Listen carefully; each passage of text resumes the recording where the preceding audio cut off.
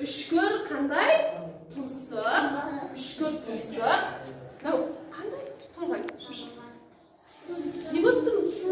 Шымшық қандай түсті? Сары. Демек, сары шымшық, я? Ал, мына жерін не көріп тұрмыз? Не көріп тұрмыз?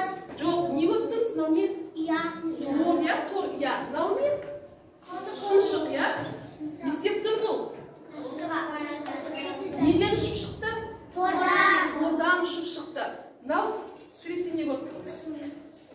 Шымшық, я? Не істеп тұр бұл? Не жеп тұр? Құртты, не істеп тұр? Істеп тұр, я? Ал енді балалар, осы суреттен біз сол сөзді шығарайықшы. Үшкір тұмсық, сары шымшық, тордан ұшып, құрт шымшық. Ал енді оқулықпен салыстырамыз. Қараңдар, оқулықта былай дейді. Қараңдар. Үшкір тұмсық дейді. Дұрыс па? Жоқ, тұмсық. Оның орнына қандай болады? Болады.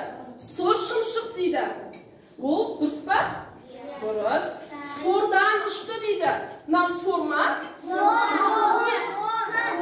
Демек с әрпінің орнына қандай екен? Т әрпі екен. Құрт шымшық дейді. Құрт шымшық дейді. Дұрыс жазылған ба? Артық, я? Тамаша бала. Демек, осы тапсырманы дәптеріңіз ашып, бүгінгі күн ретін жазып, осы жаңылтпаштың дұрысын жазамыз. Дұрыстап жазамыз. Қане? Дәптеріңізді ашамыз. Бүгінгі күн ретін жазамыз.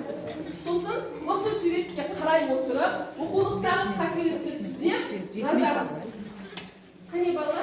Көрге кетіп, түзу отырып жазамыз, я?